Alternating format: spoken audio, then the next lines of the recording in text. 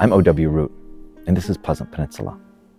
My brother, sister, and I always joke about my mom when we were in high school. When we were in high school, she'd always say, it's Friday night, it's snowing, nobody's going anywhere.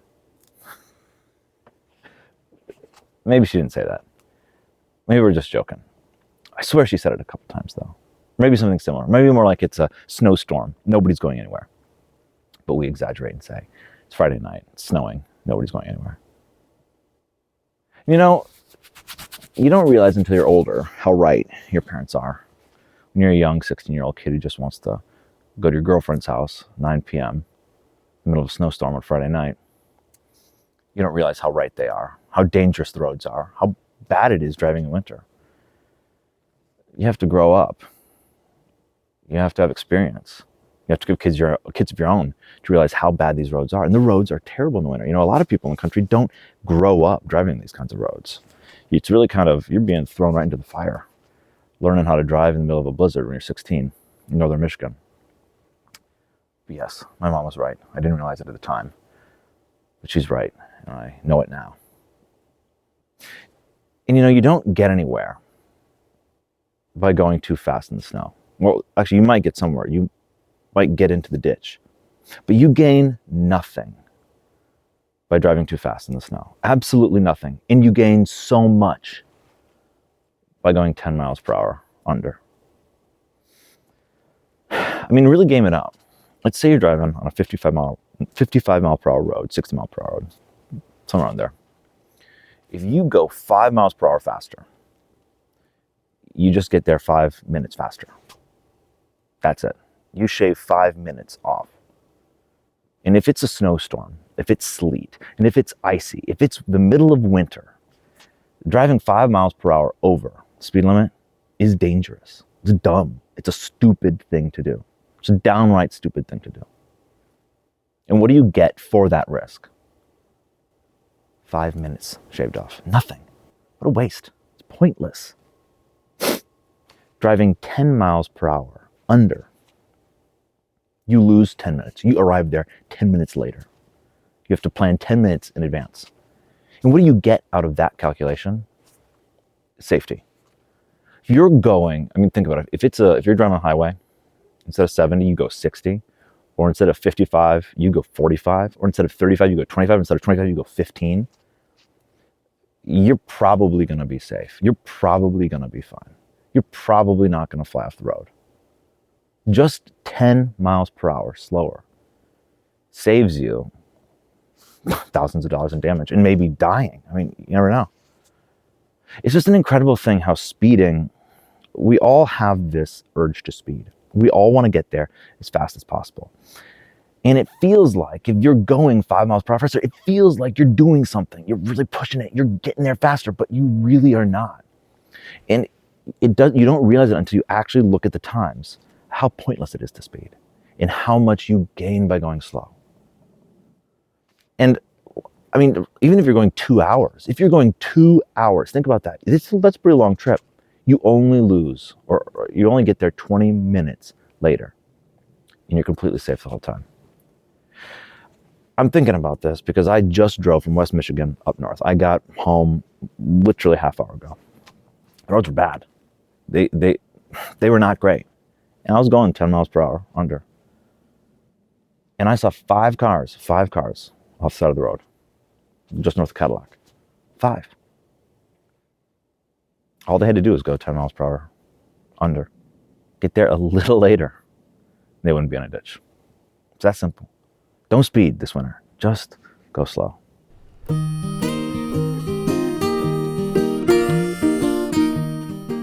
you get down in the winter?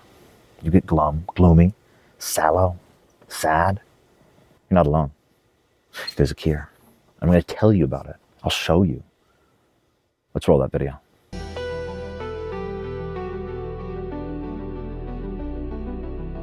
Take a deep breath. Relax. You are warm. You are safe, far from the icy tundra raging outside the flimsy doors. You are in a tanning bed, healing your body, mind, and spirit, curing your winter depression, achieving a golden glow like the one you had back in those glorious days of August. Soon you will emerge looking better than when you entered, You will feel better than you did when you were sallow and green, sun-starved, gloomy and dull.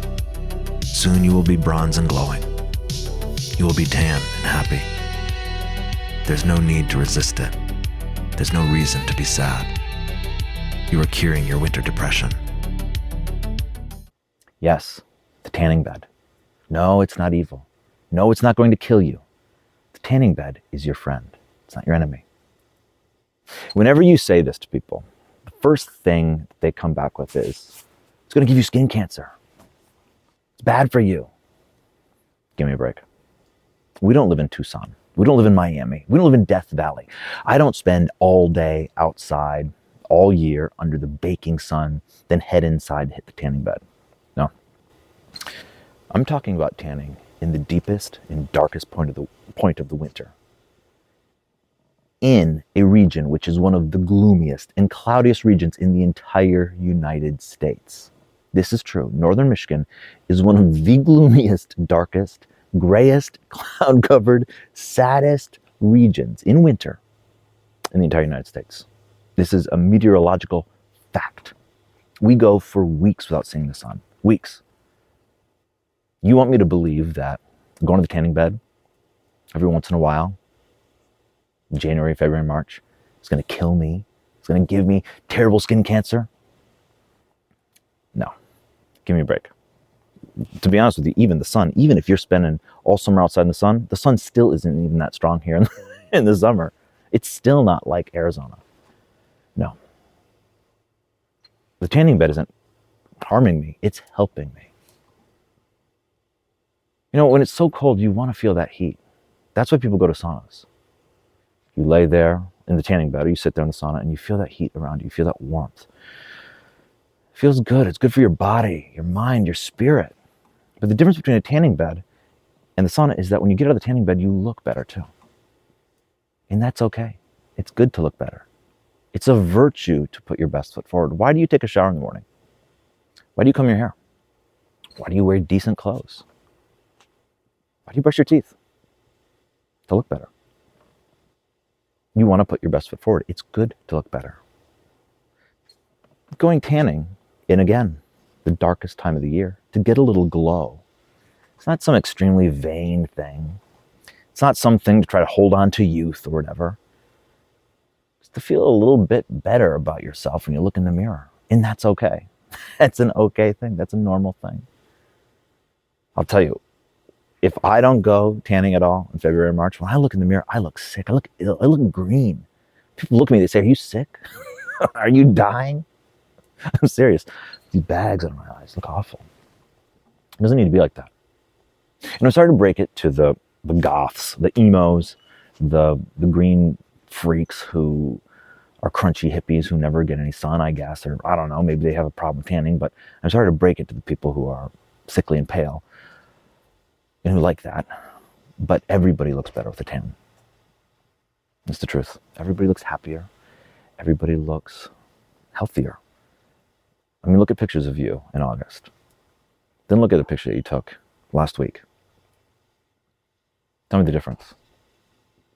If you're honest with yourself, you'll admit that that picture in August, you look happier. You looked healthier. You look more full of life. Just a little glow. And no, you don't want to turn into a tangerine.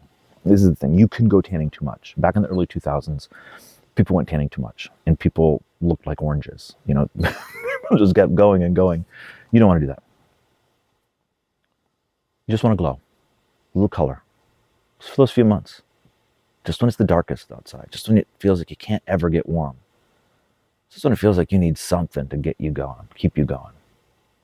Hit the tanning bed. You don't need to book a $3,000 flight to Mexico. You don't need a fortune. There's tanning beds all over Michigan. You're within 15 minutes of one, wherever you are. Book a session. Hit the tanning bed. Feel that warmth. Feel better during these darkest times of the year.